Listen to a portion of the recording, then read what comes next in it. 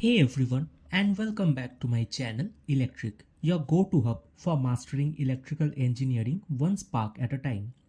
In today's quick but powerful video, we are answering a classic interview question and solving a mystery we have all seen but maybe never really thought about. Why is the earthing pin in a 3-pin plug longer and thicker than the other 2 pins? Let's break it down in a way that's super simple and practical.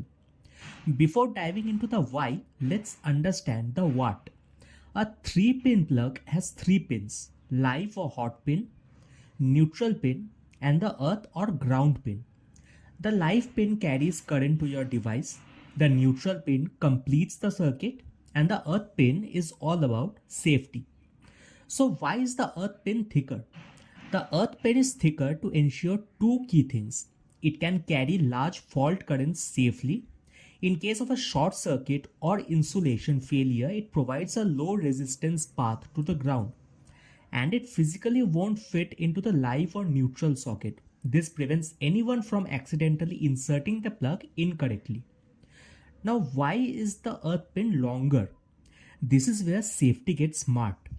The earth pin is deliberately made longer so that it connects first when you insert the plug and disconnects last when you remove it.